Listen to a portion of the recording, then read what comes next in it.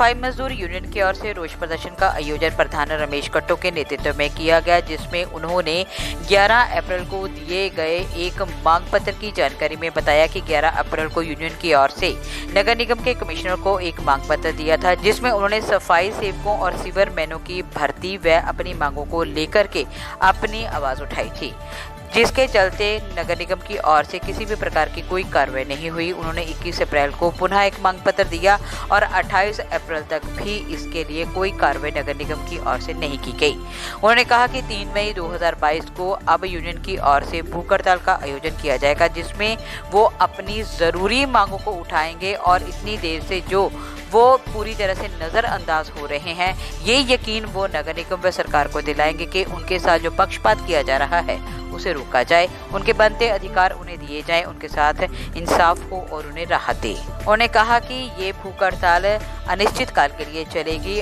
और इसके लिए वे पूरी तरह से काम छोड़कर इस हड़ताल में शामिल रहेंगे।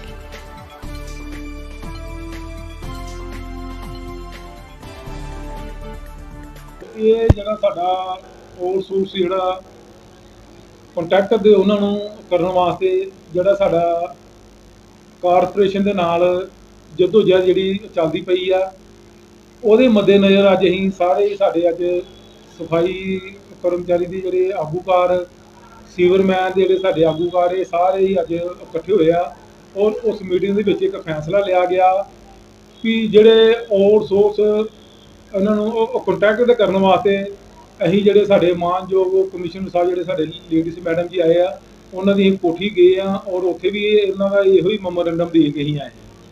ਫਿਰ ਇੱਥੇ ਸਾਡੇ ਕਾਰਪੋਰੇਸ਼ਨ ਵੀ ਉਹ ਆਏ ਆ, ਇਹੋ ਹੀ ਮੰਗ ਅਸੀਂ ਉਹਨਾਂ ਨੂੰ ਉੱਥੇ ਵੀ ਦਿੱਤੀ ਆ ਔਰ ਸਾਡੀ ਜਿੰਨੀ ਵਾਰੀ ਅਸੀਂ ਆਪਣੇ ਕਮਿਸ਼ਨਰ ਸਾਹਿਬ ਨੂੰ ਮਿਲੇ ਆ, ਸਾਡੀ ਮੰਗ ਤੇ ਕੋਈ ਵੀ ਗੌਰ ਨਹੀਂ ਹੋਈ।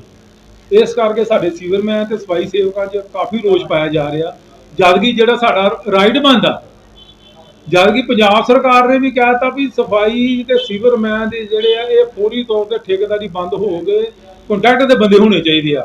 ਔਰ ਇੰਨੀ ਸ਼ਰਮ ਦੀ ਗੱਲ ਆ, ਮੈਂ ਤੇ ਇੰਨੀ ਸ਼ਰਮ ਦੀ ਗੱਲ ਕਰਾਂਗੇ ਜਿਹੜੇ ਸਾਡੇ ਕਾਰਪੋਰੇਸ਼ਨ ਦੇ ਅਫਸਰ ਆ ਔਰ ਇੰਨੀ ਇੱਕ ਲਾਪਰਵਾਹੀ ਦੇ ਵਰਤਨ ਵੀ ਜਿਹਦੇ ਕਾਰਨ ਸਾਡੇ ਸੀਵਰਮੈਨ ਤੇ ਸਫਾਈ ਕਾਮਿਆਂ ਦਾ ਨੁਕਸਾਨ ਹੋ ਰਿਹਾ, ਜਿਹੜਾ ਉਹਨਾਂ ਦਾ ਬਣਦਾ ਹੱਕ ਨਹੀਂ ਦਿੱਤਾ ਜਾ ਰਿਹਾ। ਇਸ ਕਰਕੇ ਅੱਜ ਪੂਰੇ ਹੀ ਸਾਡੇ ਮੁਲਾਜ਼ਮਾਂ ਨੇ ਯੂਨੀਅਨ ਦੇ ਆਗੂਕਾਰਾਂ ਨੇ ਇੱਕ ਮੈਮੋਰੈਂਡਮ ਦਿੱਤਾ ਵਾ। 5 ਤਰੀਕ ਤੱਕ ਅਸੀਂ ਮੈਮੋਰੈਂਡਮ ਦੇਤਾ ਕਿਉਂਕਿ ਈਦ ਦੀ ਵਿੱਚ ਛੁੱਟੀ ਆਈ ਆ, ਇਸ ਕਰਕੇ ਆਪਾਂ ਬੁੱਧਵਾਰ ਖਲੋਣਾ ਹੀ, ਹੁਣ ਆਪਾਂ ਜਿਹੜੀ ਬੁੱਧਵਾਰ ਤੋਂ ਬਾਅਦ 'ਚ ਖਲੋਵਾਂਗੇ ਔਰ ਅਸੀਂ ਰੋਸ਼ ਮੁਜ਼ਾਹਰਾ ਕਰਨਾ। ਅਸੀਂ ਨਹੀਂ ਚਾਹੁੰਦੇ ਵੀ ਗਰਮੀ ਦਾ ਮੌਸਮ ਆ ਵੀ ਕੰਮ ਛੱਡ ਹੜਤਾਲ ਕਰੀਏ, ਅਸੀਂ ਵੀ ਚੀਜ਼ਾਂ ਮਹਿਸੂਸ ਕਰਨੇ ਆ ਵੀ ਗਰਮੀ ਆ ਵੀ ਅਸੀਂ ਕੰਮ ਛੱਡ ਹੜਤਾਲ ਕਰਾਂਗੇ, ਸਾਡੇ ਸ਼ਹਿਰਦਾਰਾਂ ਨੂੰ ਸਾਡੇ ਕਾਰਨ ਪਰੇਸ਼ਾਨੀ ਆਏ, ਅਸੀਂ ਨਹੀਂ ਚੀਜ਼ਾਂ ਮੰਗਦੇ, ਪਰ ਅਸੀਂ ਆਪਣਾ ਹੱਕ ਮੰਗਣੇ ਆ। ਅਸੀਂ ਔਰ ਹੱਕ ਵੀ ਉਹ ਮੰਗਣੇ ਵੀ ਜਿਹੜਾ ਸਾਡਾ ਬੰਦ ਹੱਕ ਮੰਗਣੇ, ਕੋਈ ਠੇਕੇਦਾਰੀ ਨਹੀਂ ਮੰਗਣੇ, ਨਾ ਹੀ ਆਪਣੇ ਕਮਿਸ਼ਨ ਸਾਹਿਬ ਤੋਂ ਠੇਕੇਦਾਰੀ ਮੰਗਣੇ, ਨਾ ਕਿ ਹੋਰ ਅਫਸਰ ਕੋਲ ਠੇਕੇਦਾਰੀ ਮੰਗਣੇ ਆ। ਔਰ ਮੇਅਰ ਸਾਹਿਬ ਨੂੰ ਵੀ ਅਸੀਂ ਇਸ ਮੰਗ ਵਾਰੀ ਕਈ ਦਫਾ ਮਿਲ ਚੁੱਕੇ ਆ, ਪਰ ਸਾਡੀ ਮੇਅਰ ਸਾਹਿਬ ਵੱਲੋਂ ਵੀ ਕੋਈ ਸੁਣਾਈ ਨਹੀਂ ਹੋਈ। ਸਾਨੂੰ ਐਵੇਂ ਉਹ ਦਿੰਦੇ ਰਹੇ ਤੁਹਾਡਾ ਅੱਜ ਮੈਰਿਜ ਲਿਸਟ ਬਣ ਜਾਣੀ ਆ। ਅਸੀਂ ਆਪਣਾ ਹੈਲਥ ਡਾਕਟਰ ਜਿਹੜਾ ਸਾਡਾ ਐਨਕੇ ਸਿੰਘ, ਉਹਨਾਂ ਨੇ ਵੀ ਸਾਨੂੰ ਸਾਡੇ ਲੋਕਾਂ ਨੂੰ ਬੇਵਕੂਫੀ ਬਣਾਇਆ। ਉਹਨਾਂ ਨੂੰ ਸਿਰਫ ਆਪਣੇ ਕਮਿਸ਼ਨਾਂ ਦੀ ਪਈ ਹੁੰਦੀ ਆ ਔਰ ਜਿਹੜੇ ਸਫਾਈ ਕਾਮਿਆਂ ਦਾ ਜਿਹੜਾ ਕੰਮ ਆ ਜਾਂ ਜਿੱਦਾਂ ਕੋਈ ਵੀ ਕੰਮ ਆ, ਸਾਡਾ ਸਫਾਈ ਵਾਲਾ ਸੀਵਰਮੈਨ ਦਾ ਸਾਰਾ ਪੈਂਡਿੰਗ 'ਤੇ ਪਿਆ ਦਾ, ਜਿਹਦੇ ਕਾਰਨ ਨਾ ਸਾਡੀ ਮੈਡਮ ਕਮਿਸ਼ਨਰ ਨੇ ਕਦੀ ਗੌਰ ਕੀਤੀ ਆ, ਜਿਹਦੇ ਕਾਰਨ ਨਾ ਕਦੀ ਮੇਅਰ ਸਾਹਿਬ ਨੇ ਗੌਰ ਕੀਤੀ। ਇਸ ਕਰਕੇ ਅਸੀਂ ਇੱਥੇ ਧਰਨਾ ਦੇਣ ਜਾ ਰਹੇ ਹਾਂ। ਧਰਨਾ ਦੇਣ ਤੋਂ ਬਾਅਦ ਸਾਡੇ 3 ਆਗੂਕਾਰ ਭੁੱਖ ਹੜਤਾਲ ਦੀ ਉਸ ਦਿਨ ਬਹਿਣਗੇ ਔਰ ਜਿਹਦੀ ਸਾਰੀ ਜ਼ਿੰਮੇਵਾਰੀ ਨਗਰ ਨਿਗਮ ਦੀ ਪਠਾਨਕੋਟ ਦੀ ਹੋਵੇ। ਜੇ ਸਾਨੂੰ ਇਹ ਗੱਲ, ਜੇ ਮੁੱਦਾ ਪੂਰੇ ਪੰਜਾਬ 'ਚ ਉਛਾਲਣਾ ਪਿਆ ਤਾਂ ਆਪਾਂ ਪੂਰੇ ਪੰਜਾਬ 'ਚ ਉਛਾਲਾਂਗੇ, ਜਿਹਦੀ ਸਾਰੀ ਜ਼ਿੰਮੇਵਾਰੀ ਨਗਰ ਨਿਗਮ ਕਮਿਸ਼ਨਰ ਦੀ ਹੋਗੀ ਜਾਏ। ਸਾਡੇ ਜਿੰਨੇ ਵੀ ਯੂਨੀਅਨ ਦੇ ਆਗੂਕਾਰ ਆ ਸਾਰਿਆਂ ਨੂੰ ਬੁਲਾਇਆ ਗਿਆ, ਸੁਪਰਵਾਈਜ਼ਰਾਂ ਨੂੰ ਵੀ, ਉਹਨਾਂ ਨੂੰ ਅਸੀਂ ਸਾਰਿਆਂ ਨੂੰ ਇਤਲਾਹ ਦੇ ਦਿੱਤੀ ਆ ਵੀ ਦਿਨ ਮੰਗਲਵਾਰ 3 ਤਰੀਕ ਦਾ ਆਪਾਂ ਵਿੱਚ ਪਾਇਆ ਜੀ, ਛੁੱਟੀ ਕਰਕੇ ਜਿੱਦਾਂ ਪ੍ਰਧਾਨ ਨੂੰ ਦੱਸਿਆ ਵੀ 5 ਤਰੀਕ ਮੈਮੋਰੈਂਡਮ ਵੀ ਅਸੀਂ ਮੈਡਮ ਨੂੰ ਪਹਿਲਾਂ ਅਸੀਂ ਇਹਨਾਂ ਨੂੰ ਦਿੱਤਾ ਸੀ ਕਾਰਪੋਰੇਸ਼ਨ ਨੂੰ 11 ਤਰੀਕ ਤੇ, ਉਸ ਤੋਂ ਬਾਅਦ 10 ਦਿਨ ਬਾਅਦ 21 ਤਰੀਕ ਤੇ ਫਿਰ ਅਸੀਂ ਦੁਬਾਰਾ ਇਹਨਾਂ ਨੂੰ ਮੈਮੋਰੈਂਡਮ ਦਿੱਤਾ ਹੈ ਵੀ ਸਾਡੇ ਆਊਟਸੋਰਸ ਜਿਹੜੇ ਮੁਲਾਜ਼ਮ ਉਹਨਾਂ ਨੂੰ ਕੰਟਰੈਕਟ ਬੇਸ 'ਤੇ ਕੀਤਾ ਜਾਏ। ਸਾਡੀ ਜਿਹੜੀ ਕਿ ਕੋਈ ਸੁਣਵਾਈ ਨਹੀਂ ਹੋ ਰਹੀ ਹੈਗੀ। ਅਸੀਂ ਮਜਬੂਰ ਹੋ ਕੇ ਗੇਟ ਰੈਲੀ ਕਰਾਂਗੇ, ਰੋਸ ਪ੍ਰਦਰਸ਼ਨ ਕਰਾਂਗੇ, ਜਿੱਥੇ ਤੱਕ ਵੀ ਸਾਨੂੰ ਜਾਣ ਹੋਏਗਾ ਕੰਮ ਛੱਡ ਹੜਤਾਲ ਵੀ ਕਰਾਂਗੇ।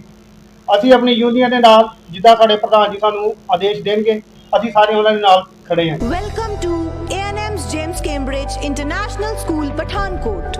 spacious classrooms that are supported by a variety of state-of-the-art facilities. Children here are not forced to learn, they love to learn.